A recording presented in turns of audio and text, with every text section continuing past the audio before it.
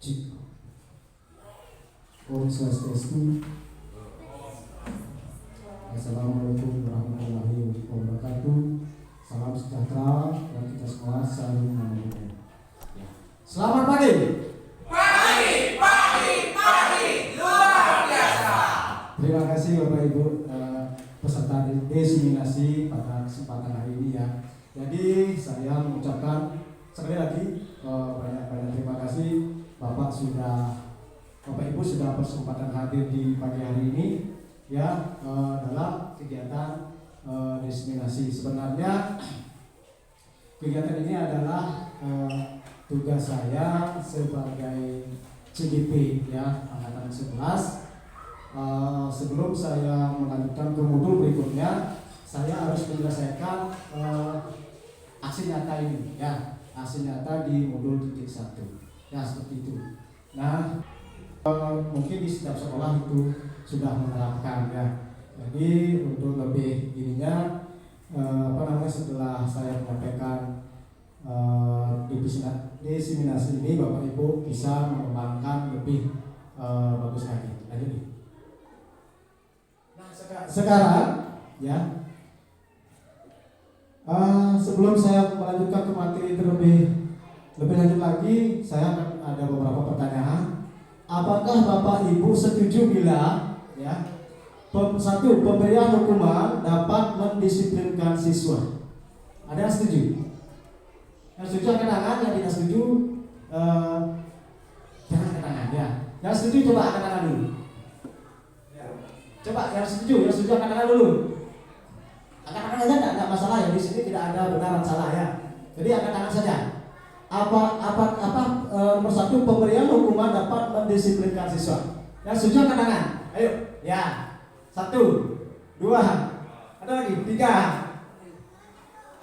Yang tidak setuju angkat tangan. Ya, 1, 2, 3, 4, 5, 6. Ya, bagus sekali ya. Terus yang kedua, pemberian hadiah meningkatkan prestasi siswa. Siapa yang setuju? Ya, pemberian hadiah dapat meningkatkan prestasi siswa. Ya, banyak yang setuju ini. Terus yang ketiga, guru harus mampu memberikan solusi untuk setiap siswa yang bermasalah. Yang setuju? Iya, semua setuju gitu ya. Terus yang terakhir, yang keempat, guru berperan sebagai teman bagi siswa. Yang setuju? Bapak Ibu desiminasi ya, itu disimpan dulu jawabannya ya. Nanti setelah Bapak Ibu mengikuti pemaparan materi dari Tiang ya, nanti Bapak Ibu akan menemukan jawaban dari keempat pertanyaan tersebut ya. Nah sekarang kita lanjut ke positif mindset ya. Jadi positif mindset itu adalah pikiran yang positif ya, pikiran yang positif. Salah satunya adalah budaya positif ya. Nah apa itu budaya positif? Jadi budaya positif itu adalah perwujudan dari nilai-nilai atau keyakinan universal yang diterapkan di sekolah ya. Di sana ada nilai-nilai ya. Mungkin Bapak Ibu pernah mendengar nilai-nilai kebajikan. Salah satunya itu nilai kebajikan itu apa? Menolong sesama. Ayo lagi. Ayo. Misalnya disiplin gitu ya, termasuk juga nilai kebajikan. Ada yang lagi? Jujur ya, jujur. Apa lagi? Silakan. Ibu, Bapak Ibu ya. Apa lagi? Bertanggung jawab. Ya. Silakan ini. Nah, konsep-konsep inti untuk menciptakan budaya positif itu yang pertama ada disiplin positif ya. Terus yang kedua ada motivasi perilaku manusia. Yang ketiga keyakinan kelas atau sekolah. Yang keempat kebutuhan dasar manusia. Yang kelima posisi kontrol seorang guru. Dan yang keenam segitiga restitusi. Nah dari keenam ini ya 1, 2, 3 sampai 6, mana yang Bapak Ibu paling asing yang Bapak Ibu mendengar dari keenam itu? Yang paling asing? Iya, segitiga restitusi ya. Jadi itu mungkin Bapak Ibu asing ya. Apa itu segitiga restitusi? Ya, segitu. Ya, nanti Bapak Ibu juga akan mengetahui ya setelah saya memaparkan materi ya. Segitiga restitusi itu apa gitu ya. Lanjut deh. Nah, sekarang biar tidak tegang ya, kita bermain lagi. Ya, kita bermain lagi di sini adalah cobalah buka. Ya, cobalah buka. Permainnya adalah seperti apa?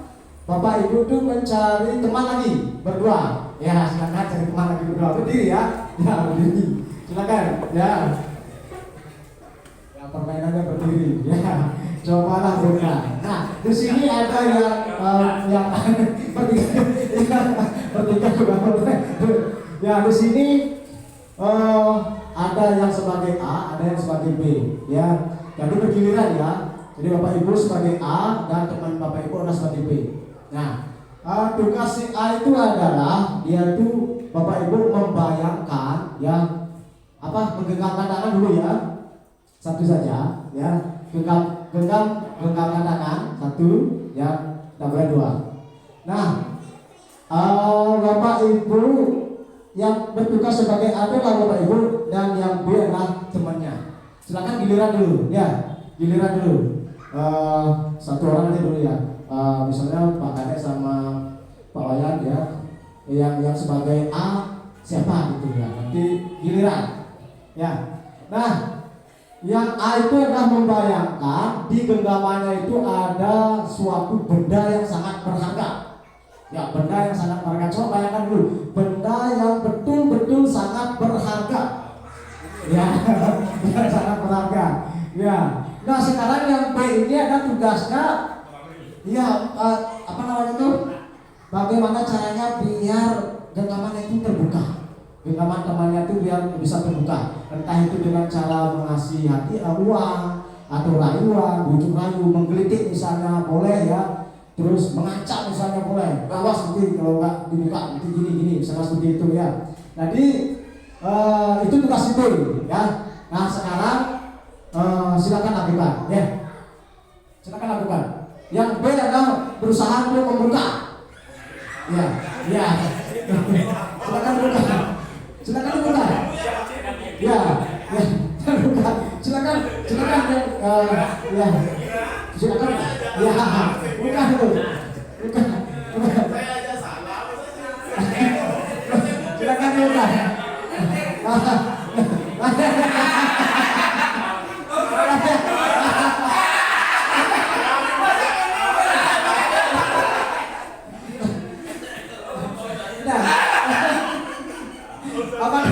Apakah dibuka? Ya, sudah. Ini apa namanya Ibu? Siapa dulu yang sebagai B gitu ya? Ya, boleh dengan cara rayuan gitu ya.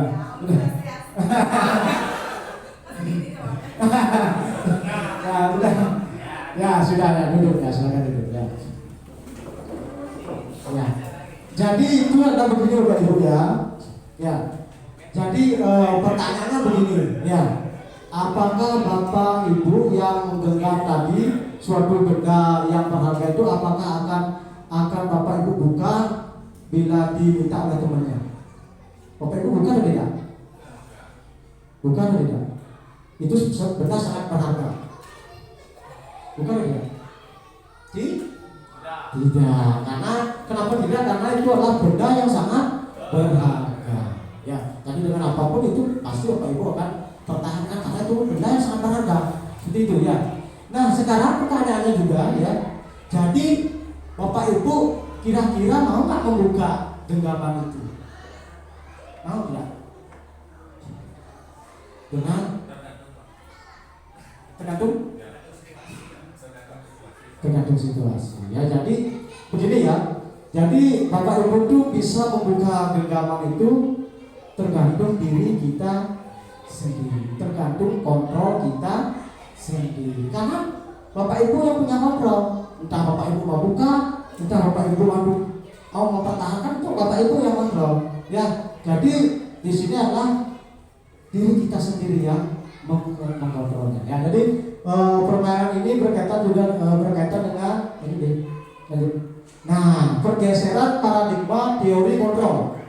yaitu adalah dari Dr. William Glasser.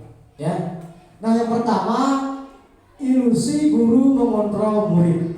Ya, padahal yang mengontrol murid itu adalah murid itu sendiri, bukan guru. Ya.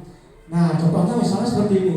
Bapak Ibu misalnya ngasih tugas kepada siswanya, misalnya tugas harus dikerjakan misalnya. Toh juga ada siswa yang tidak mengerjakan tugas tersebut. Ya, jadi itu tergantung siswa sebenarnya, bukan guru yang mengontrol. Ya, seperti itu. Misalnya Bapak Ibu sudah membuat suatu peraturan kelas, misalnya kalau tidak membuat ini akan kena hukumannya seperti ini, misalnya seperti itu ya. Tapi juga ada siswa yang tidak mengerjakan tugas tersebut. Nah, dengan demikian berarti yang mengontrol murid tersebut adalah diri murid itu, bukan guru. Ya, seperti itu Bapak Ibu ya. Nah, lanjut lagi ke ilusi bahwa semua penguatan positif efektif bermanfaat. Ya, jadi bahwa semua penguatan positif efektif itu bermanfaat. Itu belum tentu. Ya. Terus yang ketiga, ilusi bahwa kritik dan membuat orang merasa bersalah dapat menguatkan karakter. Itu juga belum tentu. Ya. Nah, terus ilusi bahwa orang dewasa memiliki hak untuk memaksa. Iya, belum tentu tidak. Ya, lanjut. Nah, sekarang kita lanjut bagaimana seseorang bisa merubah dari paradigma stimulus respon kepada pendekatan teori kontrol. Ya, Bapak Ibu bisa perhatikan di depan ya. Stimulus respon itu mengatakan bahwa realita atau kebutuhan kita itu sama. Kalau di teori kontrol bahwa kebutuhan kita itu berbeda. Ya, seperti itu. Lanjut, semua orang melihat hal yang sama. Kalau di teori kontrol, setiap orang memiliki gambaran berbeda. Terus kita mencoba mengubah orang agar berpandangan sama dengan kita. Kalau di teori kontrol itu adalah kita berusaha memahami ya pandangan orang lain tentang dunia. Lanjut lagi, perilaku guru dilihat sebagai suatu kesalahan. Jadi semua perilaku memiliki tujuan. Ya. Orang lain bisa mengontrol saya, hanya Anda yang bisa mengontrol diri Anda, bukan orang lain. Ya. Lanjut, saya bisa mengontrol orang lain, Anda tidak bisa mengontrol orang lain. Pemaksaan ada pada saat bujukan gagal, kolaborasi dan konsensus menciptakan pilihan-pilihan baru. Yang terakhir, model berpikir menang kalah. Kalau di teori kontrol, model berpikir menang. Jadi di teori kontrol itu tidak ada yang salah. Ya, jadi sama istilahnya, tidak ada yang salah. Nah, sekarang kita lanjut ke ini disiplin positif. Ya. Jadi disiplin positif itu merupakan salah satu cara penerapan disiplin yang bertujuan untuk menumbuhkan kesadaran serta memberdayakan anak untuk melakukan sesuatu tanpa sokongan. Jadi di sini disiplin positif itu artinya kita itu memang betul-betul membuat siswa itu menunjukkan dirinya, ya, kesadaran dirinya, ya. Jadi kalau Bapak Ibu menggunakan sokongan, ancaman ataupun hukuman, itu siswa tersebut akan melakukan hal baik itu mungkin karena takut dia dihukum dan lain sebagainya. Itu bukan merupakan muncul dari kesadaran dirinya. Ya, jadi seperti itu. Jadi memang disiplin positif ini memang betul-betul bahwa kita itu diharapkan biar siswa itu mampu memunculkan kesadaran dirinya. Ya, seperti itu Bapak Ibu ya.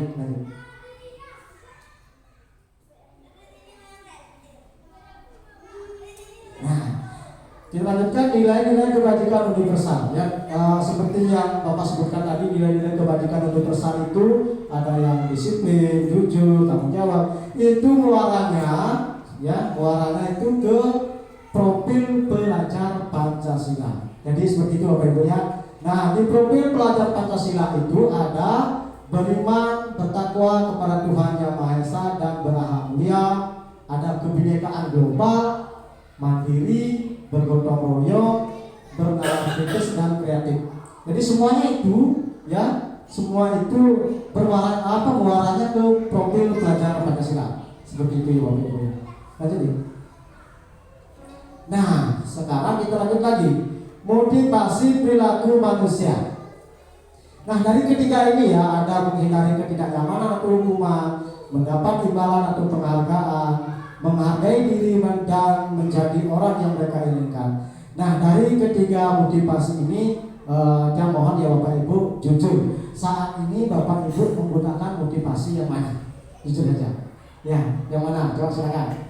Ya, Bapak Ibu menggunakan motivasi yang mana? Apakah yang satu misalnya Bapak Ibu melakukan sesuatu mungkin karena takut hukuman atau ketidaknyamanan, ya terus mungkin karena ingin mendapatkan hadiah atau penghargaan, atau yang ketiga, ya disimpan aja dulu kalau itu jawabannya ya. Ya, yang mana kira-kira? Yang mana kira-kira Bapak Ibu? Yang ketiga, ya mudah-mudahan yang ketiga ya. Jadi menghargai diri, ya bukan karena kita takut hukuman atau iming-iming imbalan atau penghargaan. Ya, lanjut. Nah, sekarang di sini ada hukuman, konsekuensi dan restitusi. Nah, hukuman itu apa, konsekuensi itu apa, restitusi itu apa? Di sini bahwa hukuman itu adalah sesuatu yang menyakitkan harus terjadi, itu sebuah hukuman. Kemudian kalau konsekuensi itu adalah sesuatu harus terjadi, dan restitusi adalah merupakan pilihan. Terus yang kedua ada juga tidak nyaman untuk murid atau siswa untuk jangka panjang, dan tidak nyaman untuk murid atau siswa untuk jangka pendek. Yang restitusi itu adalah menguatkan untuk murid dan anak dalam jangka waktu yang panjang. Coba lanjut nih. Nah, di sini ya, berdasarkan bagian di atas, ya tadi kan sudah Bapak Ibu perhatikan bagiannya ya. Berikut adalah penjelasan tentang hukuman, konsekuensi dan restitusi. Nah, yang pertama adalah hukuman. Hukuman itu adalah tidak terencana. Ya, jadi tidak terencana berarti dia itu spontan. Ya, bersifat satu arah, bisa berupa hukuman psikis atau kata-kata kasar. Contohnya misalnya seperti ini Bapak Ibu ya. Misalnya siswa Bapak Ibu itu pada saat masuk itu pakaiannya tidak dimasukkan, misalnya pakaiannya di luar misalnya seperti itu ya. Mungkin Bapak Ibu akan nanya, kamu kenapa pakaiannya tidak dimasukkan? Nah, sekarang kamu push up 10 kali misalnya seperti itu ya. Jadi itu akan merupakan hukuman karena spontan ya, tanpa terencana. Misalnya siswanya disuruh keliling lapangan 15 kali, atau hormat bendera, misalnya hormat bendera di lapangan, misalnya seperti itu. Jadi itu merupakan hukuman ya, karena apa? Tidak terencana, dengan spontan Bapak Ibu mengatakan seperti itu. Ya, itu termasuk hukuman ya. Nah, lanjut ke yang kedua ada konsekuensi. Nah, jadi konsekuensi di sini itulah bersifat terencana dan sudah disepakati. Ya, betul-betul konsekuensi dibuat oleh pihak guru atau sekolah. Misalnya seperti ini ya Bapak Ibu ya. Misalnya ada siswa Bapak Ibu itu kesepakatannya seperti ini. Siswa yang tidak piket nanti akan kena denda misalnya 5.000 seperti itu. Nah, jadi itu kan sudah ada kesepakatan itu. Kalau tidak piket akan kena denda 5.000. Jadi kalau ada siswa yang tidak piket berarti dia otomatis sudah kena konsekuensi denda 5.000. Ya, itu sudah ada kesepakatan ya. Nah, sekarang restitusi adalah proses menciptakan kondisi bagi murid untuk memperbaiki kesalahan mereka sehingga mereka bisa kembali pada kelompok mereka dengan karakter yang lebih kuat. Jadi di restitusi ini biasanya Bapak Ibu itu memanggil siswa ya, diajak berdialog ya, kenapa kamu melakukan seperti itu ya. Jadi berdialog dengan bahasa yang tidak keras misalnya, bahasanya yang datar dan halus gitu. Nah, di sini ya ada beberapa pertanyaan ya, konsekuensi atau hukuman. Jadi ya Bapak Ibu silakan pilih ya, apakah konsekuensi atau hukuman. Yang pertama, mencatat 100 kali di dalam buku kalimat, saya tidak akan terlambat lagi karena terlambat ke sekolah. Itu konsekuensi atau hukuman itu? Konsekuensi. Nomor 2, lari keliling lapangan basket 2 kali karena terlambat habis sekolah. Hukuman atau konsekuensi? Hukuman. Ya. Membersihkan coretan yang dibuatnya di meja tulis. Konsekuensi. Ya. Murid diminta untuk push up 15 kali karena tidak menggunakan masker ke sekolah. Hukuman. Ya. Berdiri di depan kelas sambil mengangkat kaki 1 karena tidak bisa menjawab pertanyaan di sana. Ini biasanya Bapak Ibu sering melakukan ya. Disuruh siswa angkat kaki gini. Apa itu? Hukuman. Ya. Membersihkan WC karena rusak bensin lemak. Apa itu? Bersih-bersih atau hukuman? Hukuman. Yang terakhir, lari keliling lapangan karena terlambat 10 menit saat pelajaran PJOK. Konsekuensi. Ya, ini itu konsekuensi ya. Nah, ada mungkin sama guna kalau besok pelajaran PJOK kamu terlambat 10 menit kamu akan kena hukuman. Konsekuensi. Ya, seperti itu ya. Jadi itu yang Bapak Ibu ya. Nah, di sini dihukum oleh penghargaan. Nah, dihukum oleh penghargaan itu biasanya pengaruh jangka pendek dan jangka panjang. Kalau jangka pendek mungkin baik ya, bagus ya. Tapi kalau jangka panjangnya itu kurang bagus. Kenapa? Karena siswa itu kalau tidak dikasih hadiah, mungkin nanti dia tidak akan mengerjakan sesuatu ya. Terus yang kedua, penghargaan tidak efektif. Penghargaan tidak efektif. Jadi penghargaan itu kadang-kadang tidak efektif. Yang ketiga, penghargaan merusak hubungan. Nah, di sini penghargaan itu merusak hubungan. Bisa saja nanti ada 2 teman mungkin ya, temannya itu mendapatkan hadiah, terus dia tidak mendapatkan hadiah. Bisa saja nanti berdua ini akan bentrok. Kamu dapat hadiah, sedangkan aku tidak. Jadi itu adalah penghargaan merusak hubungan. Terus yang selanjutnya, penghargaan mengurangi ketepatan. Ya, penghargaan mengurangi ketepatan. Jadi bisa saja siswa itu kalau diiming-imingi dengan penghargaan, sebuah hadiah, ya, dia itu akan cepat melaksanakan tugas-tugas. Tetapi kalau tidak dikasih penghargaan, dia itu mungkin akan lain-lain dan tidak mengerjakan tugas seperti itu ya. Penghargaan mengurangi kualitas, sama juga ya. Terus penghargaan mematikan kreativitas, penghargaan menghukum. Nah, di sini penghargaan menghukum. Nah, misalnya Bapak Ibu ada yang juara 1, ada yang juara 2. Mungkin saja kalau di SD itu kan biasanya sampai juara 3 yang dicari. Betul tidak? 1, 2, 3 mendapatkan hadiah buku. Nah, yang keempat ini kan juga dia dapat juara, dapat ranking. Kenapa tidak dikasih? Jadi itu adalah menghukum, ya, menghukum yang ranking 4 ini. Padahal dia sama-sama juga dapat ranking. Ya, kalau di SD biasanya yang dicari 1, 2, 3 dikasih hadiah. Nah, terus yang terakhir, motivasi dari dalam diri atau intrinsik. Yang kita harapkan itu adalah yang terakhir sebenarnya. Ya, motivasi dari dalam diri. Ya, jadi jadi Bapak Ibu jangan mengiming-imingi hadiah ya. Usahakanlah bahwa siswa itu memang muncul motivasinya dari dalam dirinya. Seperti itu Bapak Ibu ya. Jangan terus mengiming-imingi hadiah. Nah, Bapak Ibu ya, mengapa keyakinan kelas bukan peraturan kelas? Siapa yang bisa di sini? Ya. Mengapa keyakinan kelas bukan peraturan kelas?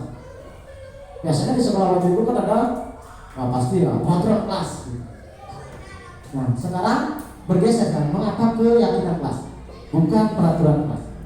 Ada yang bisa? Ada yang bilang?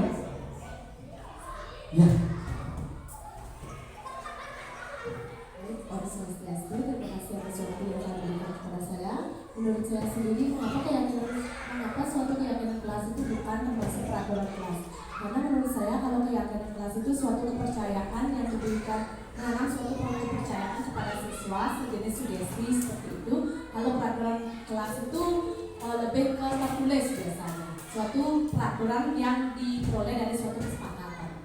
Baik, terima kasih jawaban sekian dari saya. Terima kasih.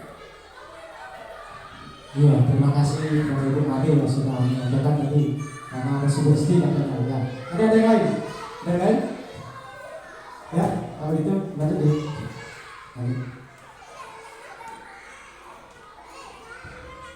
Ya, di sini ada dua ini ya kalimat ya. Mengapa kita memiliki peraturan tentang penggunaan helm pada saat mengendarai kendaraan roda 2 atau motor? Mengapa? Nah, ini sebuah peraturan apa sebuah keyakinan ini? Mengapa kita memiliki peraturan tentang penggunaan helm pada saat mengendarai kendaraan roda 2 atau motor? Ya. Itu kan sebuah peraturan, betul kan? Tapi itu juga bisa berubah menjadi keyakinan. Ya, bagaimana Bapak Ibu? Ya, mengapa kita memiliki peraturan tentang penggunaan helm pada saat mengendarai kendaraan roda 2 atau motor?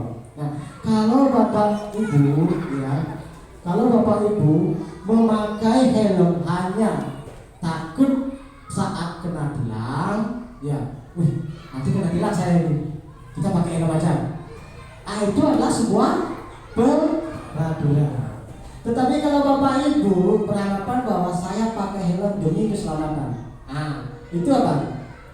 Keyakinan. Ya, jadi Bapak Ibu, ya, Bapak Ibu beranggapan, saya harus pakai helm. Nanti saya misalnya sempat jatuh, kalau saya sudah terlindungi oleh helm.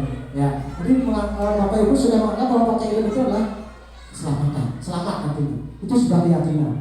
Nah, itu Bapak Ibu ya. Nah, sekarang dilanjutkan yang kedua.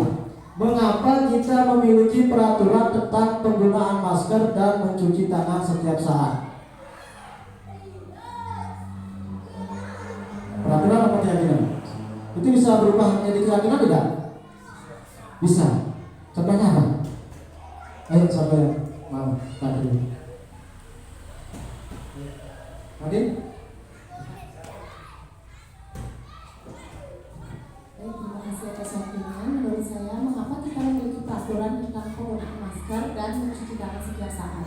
Jadi, penggunaan masker dan mencuci tangan setiap saat itu bisa menjadi peraturan kalau kita itu melakukan kesepakatan bersama di sekolah. Sedangkan kalau penggunaan masker dan mencuci tangan itu bisa menjadikan suatu keyakinan, itu tertanam dalam konsep siswa atau diri kita sendiri bahwa kita itu biar tidak mudah sakit, jadi kita harus menggunakan masker dan mencuci tangan seperti itu. Jadi itu bisa menjadi peraturan dan bisa menjadi suatu keyakinan tergantung konteks dalam diri kita sendiri. Baik, terima kasih jawaban saya. Terima kasih, tepuk tangan dulu yang pada Ibu Maria. Ada seperti itu ya. Jadi itu bisa berubah keyakinan. Kalau misalnya Bapak Ibu meyakini bahwa kalau kita menggunakan masker di kita setiap hari itu kita bisa selamat. Ya, ada sehat ya, kan menjaga kesehatan itu. Jadi itu sebuah keyakinan. Kalau misalnya peraturan ya, misalnya kalau tidak memakai masker ke rumah sakit itu Bapak Ibu bisa tidak diperbolehkan, misalnya seperti itu. Itulah sebuah peraturan. Lanjut ya. Nah, ini ya, keyakinan kelas itu dibuat berdasarkan kesepakatan antara guru dan siswa dan bersifat universal. Sedangkan peraturan itu biasanya dibuat oleh guru bersifat satu arah. Ya, itu. Contohnya peraturannya misalnya kalau di sekolah misalnya banyak sekali peraturan-peraturan yang bisa dibuat sekolah ya. Itu hanya guru-guru saja yang membuat, tidak melibatkan siswa. Ya, kalau keyakinan itu siswanya harus ikut seperti itu. Aja deh. Nah, ini prosedur pembentukan keyakinan kelas atau sekolah. Nah, mungkin di antara Bapak Ibu ada yang sudah membuat keyakinan kelas mungkin di kelas-kelasnya ya. Kalau sudah ada yang membuat ya bisa Bapak Ibu bandingkan ya bagaimana sih caranya atau prosedur dalam pembuatan keyakinan kelas atau sekolah. Nah, yang pertama itu ya mempersilahkan warga sekolah atau siswa untuk mencurahkan ide tentang peraturan yang akan disepakati. Jadi Bapak Ibu itu berikan siswanya itu kertas sticky note itu ya kepada siswa, dan biarkan mereka itu mencatat ide-ide dalam pikirannya seperti itu ya. Kemudian mencatat semua masukan. Misalnya kan siswanya sudah ditulis di kertas sticky note itu kan, Bapak Ibu suruh ke depan untuk menempel. Nah, pada saat menempel di depan itu Bapak gurunya, Bapak Ibu guru itu mencatat semua masukan-masukan itu. Apa sih yang dibuat si A, misalnya dia membuat apa? Bapak atau Ibu dicatat dia ya. Kemudian, nah ini setelah Bapak Ibu mencatat, Bapak Ibu mengganti kalimat negatif menjadi kalimat positif. Contohnya seperti ini kalimat negatifnya. Misalnya dilarang membuang sampah sembarangan, misalnya seperti itu. Nah, jadi itu ubah kalimat negatif itu menjadi kalimat positif. Kalimat positifnya apa? Kalau dilarang membuang sampah sembarangan, iya, buanglah sampah pada tempatnya.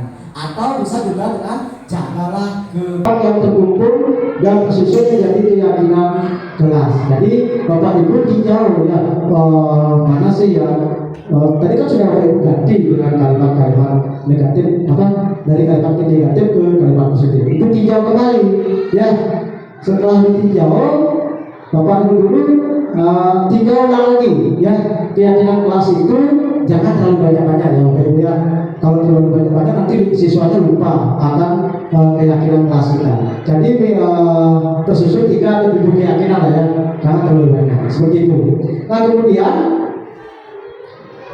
meninjau dan menyetujui dengan menandatangani. Jadi kalau Bapak Ibu guru sudah merasa bahwa keyakinan kelas Bapak Ibu guru itu sudah fix istilahnya, ya suruh siswanya untuk menandatangani. Ya, kalau boleh juga dengan cat jempol ya, isi nama seperti itu. Nah, setelah itu selesai, barulah keyakinan kelas itu ditempel di dinding kelas. Nah, pada saat penempelan di dinding kelas itu jangan terlalu tinggi ya. Jadi kalau tinggi nanti siswanya nggak bisa lihat. Usahakan itu tempel di samping pintu lah, itu biar siswa itu mudah untuk melihatnya. Kalau Bapak Ibu menempel tinggi, nanti siswa bisa saja melanggar peraturan kelas itu. Alasannya apa? Saya tidak lihat Pak, peraturan kelasnya terlalu tinggi, misalnya seperti itu. Ya, jadi tempellah misalnya ya, biar siswa itu mudah untuk melihat keyakinan itu ya. Nah, di sini ada 5 posisi kontrol guru. Nah, coba Bapak Ibu ya, di dalam hati saja ya. Dari kelima posisi kontrol guru itu, yang mana Bapak Ibu guru pakai saat ini? Silakan itu dijawab, tapi simpan dulu dalam hati ya, jangan disampaikan dulu. Yaitu ada penghukum, pembuat merasa bersalah, terus ada teman, ada pemantau dan manajer. Nah, seperti itu ya. Jadi itu Bapak Ibu guru bisa memilihnya yang digunakan saat ini ya. Nah, sekarang berikutnya adalah contoh video posisi kontrol dulu.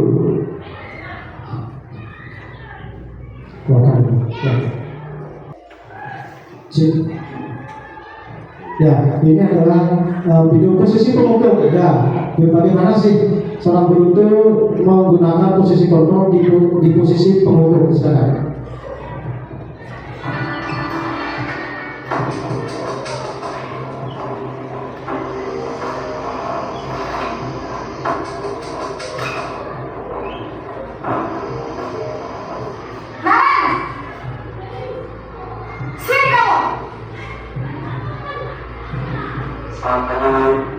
Selalu terlambat. Kamu deh pasti terlambat. Maaf, saya Apa? Apa coba? Alasan kamu apa lagi? Kapan sih kamu tidak terlambat? Malas sekali ya kamu jadi anak. saya Dasar pemalas. Gak kapok-kapok sih kamu.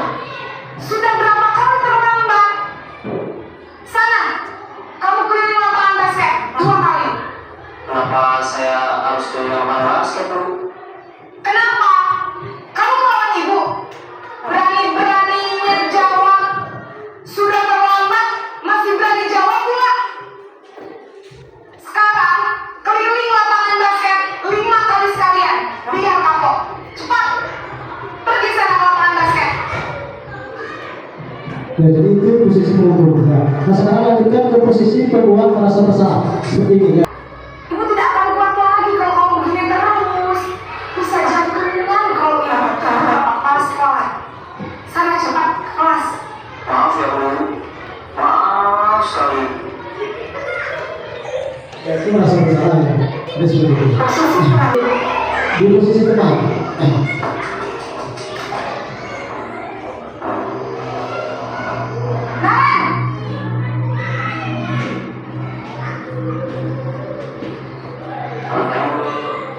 Wah, sudah jam berapa ini nak? Terlambat lagi ya sayang. Iya Bu, habis yang saya lupa saya Bu. Posisi pemantau pemonitor. Ya. Kita tentang jam berapa kita harus masuk sekolah nak? Kita harus masuk sekolah dulu. Iya betul. Sekarang sudah jam 20. Kalian sudah tahu konsekuensinya jika terlambat hadir. Tahu, saya harus tinggal kelas pas jam istirahat selama 20 menit. Iya benar, konsekuensinya demikian. Jadi nanti jam 9.30 pas istirahat, kamu harus tinggal di kelas, kerjakan tugas tambahan untuk ketertinggalan kamu, ya? Baik Bu. Nah di sini sekarang di posisi manajer. Jadi sekarang bagaimana ya Kak? Maaf Bu, saya lupa setel alarm saya semalam.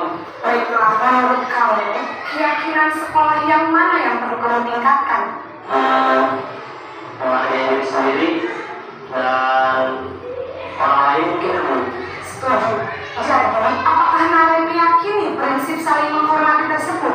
Dulu saya meyakininya. Apakah Nare bersedia memperbaiki masalah keterlambatan ini? Bersedia Bu. Bagaimana kalau kamu memperbaiki masalah keterlambatan ini?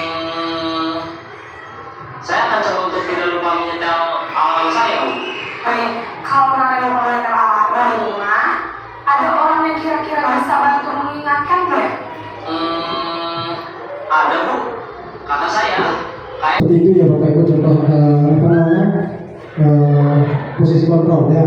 Nah di sini penghukum, jadi kalau penghukum itu adalah menghakik ya, menunjuk-nunjuk ya, terus berbicara berkaca pinggang, membentak. Jadi bisa hukumannya berupa fisik atau verbal. Jadi seperti itu hukumannya.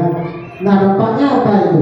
Jadi anak menjadi pendendam. Jadi kalau Bapak Ibu menerapkan posisi kontrol di penghukum, jadi siswa itu akan dendam ya. Terus tidak menyukai guru ya, jadi Bapak Ibu bisa jadi tidak disukai oleh siswa Bapak Ibu. Karena apa? Karena Bapak Ibu terus menghukum ya.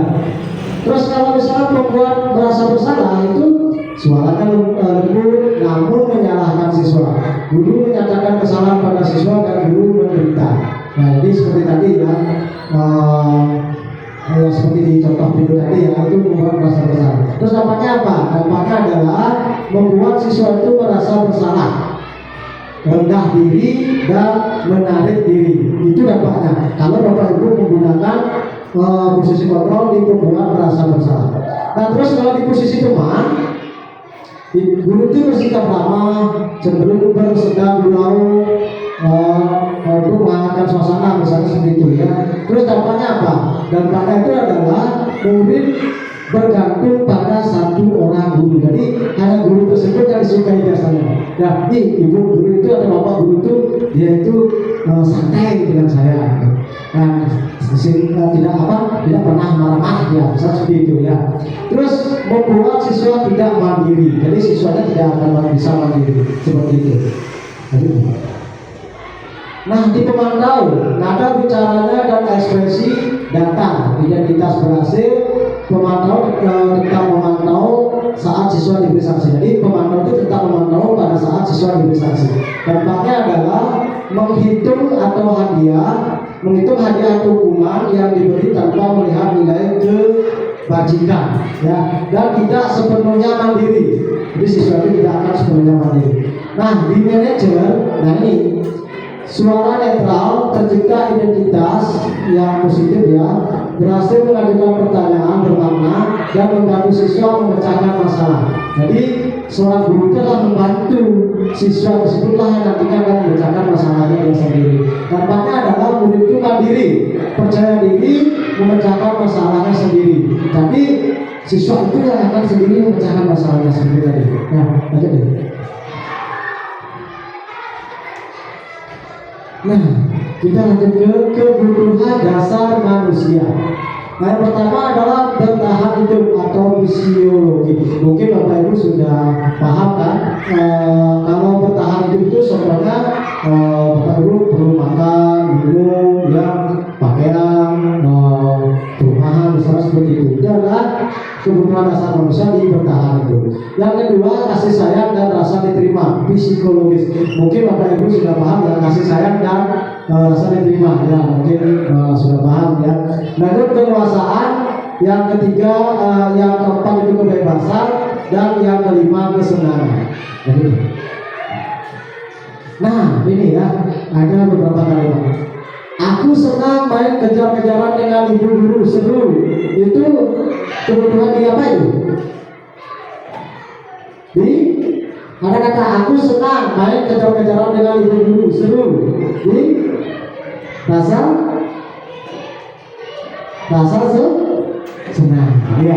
Lanjut, ibu kejar aku karena ibu guru sayang aku. Ya. Jadi rasa sayang dan diterima. Terus lanjut, aku hebat kan bisa bikin ibu guru kejar aku.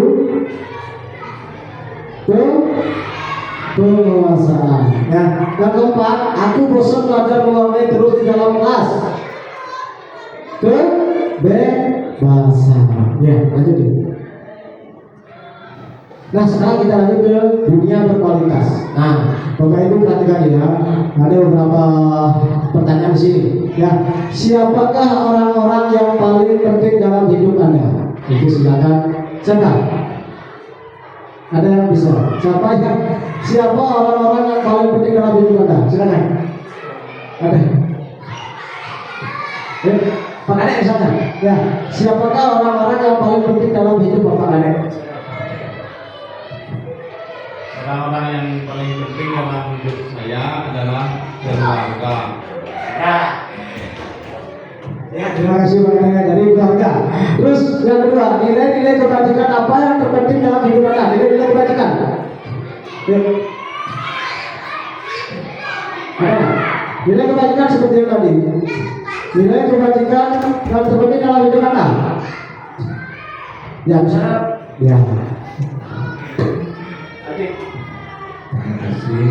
Menurut saya nilai kebajikan yang terpenting adalah kejujuran.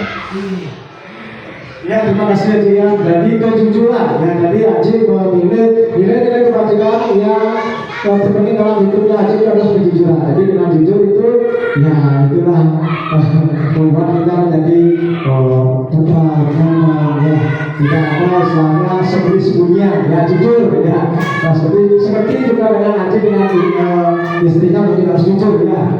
Seperti kata Eka kita harus jujur ya. Jangan sembunyi-sembunyi sama istrinya. Jajatannya dihapus ya.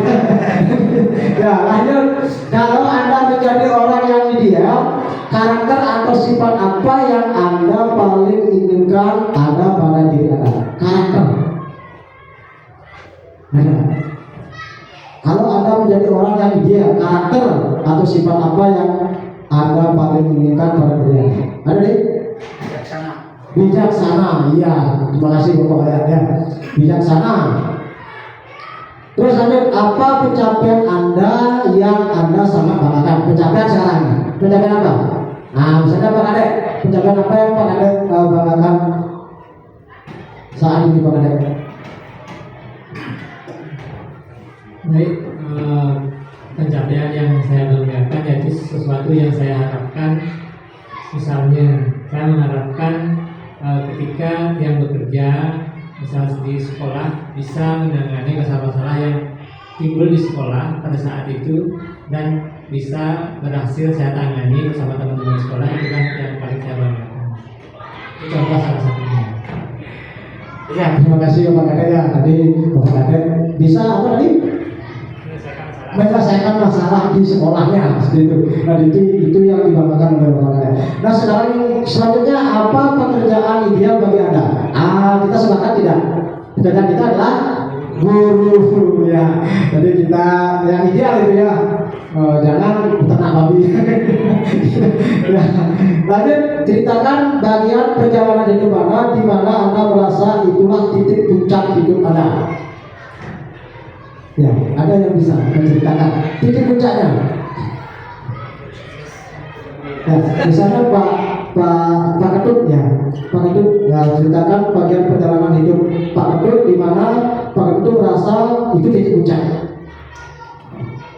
Baik, terima kasih atas waktunya Pak. Izin bercerita sedikit tentang pencapaian atau perjalanan hidup saya yang menjadi titik puncak hidup saya. Itu ketika saya diangkat sebagai guru karena itu cita-cita saya dari kecil. Mungkin itu Pak yang saya sampaikan. Ya, terima kasih tepuk tangan dulu kepada Pak Ketut ya. Jadi yang puncak itu Pak Ketut ketika diangkat sebagai CPNS. Iya, sama Pak Ketut ya, saya juga setuju ya. Ya. Nah sekarang terakhir ini, apa yang paling bermakna dalam hidup Anda? Bermakna? Benar nggak? Tadi, ya sekarang ini. Baik, terima kasih atas waktunya. Menurut diri saya sendiri, hal yang paling bermakna dalam hidup saya itu saya bisa berbagi. Berbagi itu bukan hanya materi saja. Kalau untuk materi saya yang bermakna bagi hidup saya itu saya bisa memberikan uang kepada orang tua saya karena saya mungkin sudah bekerja dan membuka sebuah bimbel. Kemudian berbaginya di sini saya juga bisa berbagi ilmu kepada teman sejawat, kemudian kepada orang tua, baik itu ilmu apapun ilmu itu, kemudian kepada siswa juga. Intinya hal yang bermakna dalam hidup saya itu adalah saya bisa berbagi. Sekian dari saya. Ya, terima kasih Ibu Made ya. Jadi seperti itu. Tepuk tangan dulu Ibu Made ya. Ya, bisa juga dengan Sugi ya. Lanjut Bu Lastik, dengarkan jauh ya. Lanjut ya. Nah sekarang kita lanjut ke segitiga restitusi. Ini yang Bapak Ibu tadi asik, betul tidak? Ya asik ini segitiga restitusi. Nah tetapi dan kita mengingatkan ya, kalau Bapak Ibu belum membuat kesepakatan kelas, ini segitiga restitusi sulit untuk diterapkan karena nanti Anda menanyakan keyakinan seperti itu ya. Jadi di sini segitiga restitusi itu adalah ada tahapan-tahapannya. Yang pertama itu adalah validasi tindakan ya. Di validasi tindakan itu biasanya kalimat yang Bapak Ibu gunakan itu misalnya seperti ini ya, kamu tentu punya alasan mengapa melakukan itu. Nah seperti itu. Jadi itu di validasi tindakan. Terus adakah cara yang lebih efektif untuk mendapatkan apa yang kamu butuhkan? Itu kalimat yang Bapak Ibu gunakan pada saat di validasi tindakan. Terus ada menstabilkan identitas. Nah, menstabilkan identitas di sini kalimatnya seperti ini ya. Setiap orang pasti pernah melakukan kesalahan. Jadi kalau Bapak Ibu guru mengucapkan seperti itu kepada siswanya, dia yakin siswa itu akan merasa adem ya. Jangan siswanya dibentak-bentak ya. Adem siswa. Oh, berarti saya ini tidak saya aja pernah melakukan kesalahan ya. Terus di sini kamu bukan satu-satunya yang pernah melakukan ini. Begitu. Nah, sekarang menanyakan keyakinan. Nah, di sini ya nilai-nilai apa yang telah kita sepakati. Jadi Bapak Ibu guru harus punya keyakinan kelas. Misalnya keyakinan kelasnya misalnya kita 4 waktu seperti itu ya. Jadi harus punya dulu keyakinan kelas. Nah, terus kamu ingin menjadi orang yang seperti apa? Seperti itu ya. Jadi ini adalah segitiga restitusi. Segitiga restitusi ini biasanya digunakan untuk menangani siswa yang bermasalah di sekolah. Ya, lanjut ini. Video, buka video.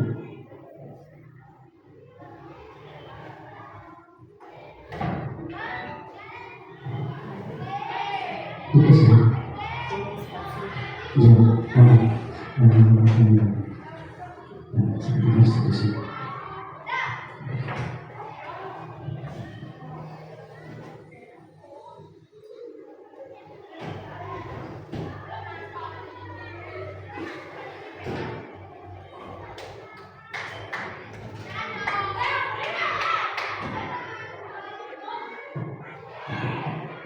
Ya, ini adalah beberapa sedikit institusi ya. Di 20 nih, di 20.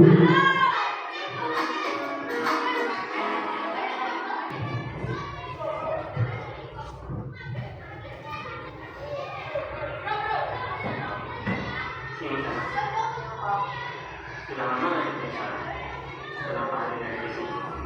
Kesel pak, kesel banget. Masa aku dikatain Pak Fitnah pak? Ya aku marah lah. Nah, di sini ada menstabilkan identitas ya. Oh begitu. Ya pasti kamu marah dan kesal. Bapak juga akan marah apabila ada yang menuduh Bapak seperti itu. Kemudian pada saat itu, Nah, sekarang redaksi tindakan. Ya saya langsung ngatain Eka lah pak. Kesel banget. Saya ditakut-takut dia daripada yang lain. oh begitu. Pasti kamu melakukan seperti itu karena suatu alasan tertentu bukan? Iya lah, saya diam saja pak. Ya saya bela diri lah. Masa saya dituduh Pak Fitnah? Ya wajar lah. Mempertahankan harga diri itu sesuatu yang penting buat kamu. Untung kamu tidak berpikir gagal lagi. Hanya membentak-bentak. Iya pak. Untung saya masih bersabar dan hanya membentak saja. Sudah terus padahal saya pasti bela diri lah. Ya pasti ya. Tapi kamu memilih untuk tetap bertahan dan sabar. Kamu memilih untuk tidak lebih parah lagi. Nah, sekarang coba kita lihat lagi. Tindakan kamu yang bentak-bentak Eka di kelas. Tindakan kamu itu kira-kira sesuai dengan keyakinan kelas atau prinsip kamu tidak? Enggak pak. Sampai pak jadi marah. Jadi keyakinan atau prinsip mana yang kurang sesuai dengan keinginan kamu?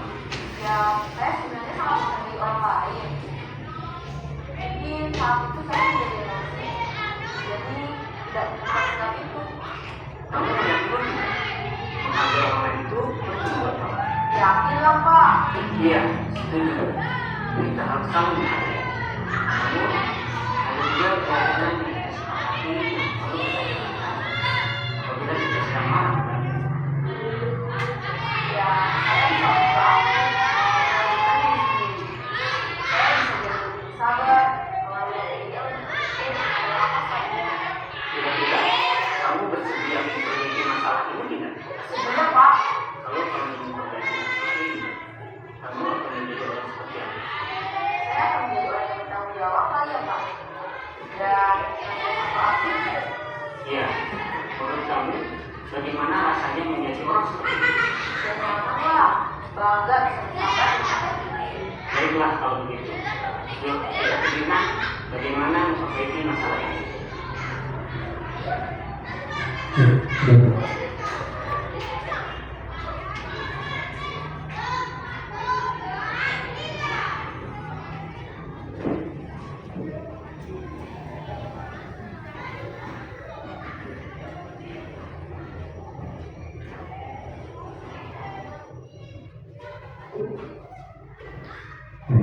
Seperti itu yang tadi sampaikan Bapak Ibu yang kita lanjutkan. Kita lanjut ya. Kita sudah berada di kata thank you ya. Nah, terima kasih. Nah, coba kembali di awalnya. Di awal. Di awal. Di awal di awal.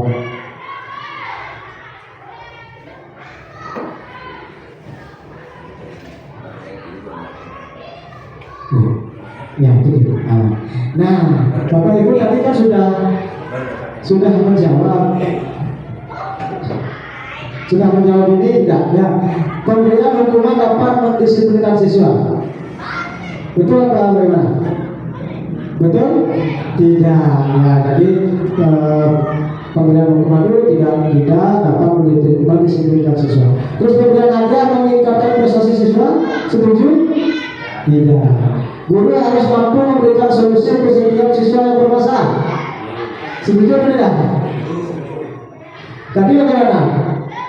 Apa mencari solusi permasalahan itu tergantung dari siswa itu. Jadi guru ya. Jadi guru hanya mendampingi ya. Kemudian guru berperan sebagai teman bagi siswa. Setuju? Jadi sudah. Kalau kita sebagai teman nanti dianggap biasanya saja ya segitu ya. Terima kasih Bapak Ibu ya. Jadi penyampaian yang hari ini mudah-mudahan Bapak Ibu setelah mengikuti penyampaian diseminasi lagi, Bapak Ibu bisa menambah wawasan lagi dan bisa membuat istilahnya kelas dan menerapkan segitiga diskusi ya betul waktu dan kembalikan kembali untuk acara selanjutnya.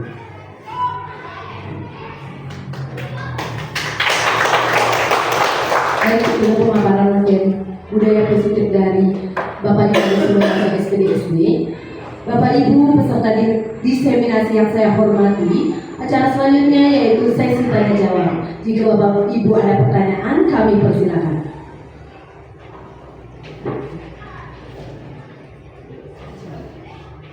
Silakan ya.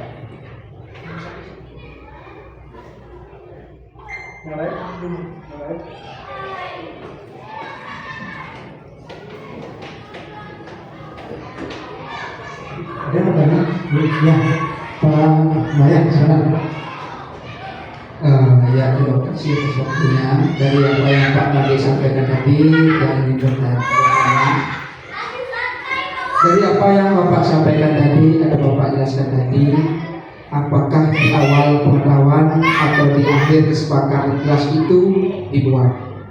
Terus, apakah boleh guru mapel membuat kesepakatan kelas? Ya, itu aja.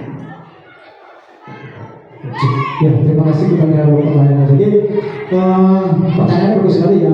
Apakah di awal atau pertengahan atau akhir kita itu membuat keyakinan kelas? Jadi kalau menurut keyakinan itu dibuat di awal. Ya, kenapa di awal? Karena itu kita harus membuat dulu keyakinan kelas kita itu sebelum kita berlanjut ke penyampaian materi dan di dalam kelas. Jadi siswa itu biar tahu ya bahwa di kelasnya dia itu sudah ada keyakinan kelas seperti itu. Terus yang kedua pertanyaannya apakah guru mapel? Nah seperti Pak Wayan kan guru agama ya Bapak Ibu ya. Jadi sebenarnya bisa ya. Jadi keyakinan kelas misalnya kan di kelas itu sudah ada keyakinan yang dibuat oleh wali kelasnya misalnya seperti itu. Jadi guru mapel bisa. Nah kebetulan Bapak Wayan misalnya sebagai guru agama, nanti keyakinan kelasnya itu berkaitan dengan keagamaan misalnya siswa itu sebelum pelajaran dimulai berdoa misalnya seperti itu ya. Jadi itu bisa dibuat tersendiri. Nanti kan di kelas itu bisa ada keyakinan kelas untuk wali kelasnya dan bisa juga untuk pelajaran mapel tertentu seperti itu ya. Ada yang lain lagi? Baik, Pak Swastiastu, terima kasih atas waktu yang Anda berikan kepada saya.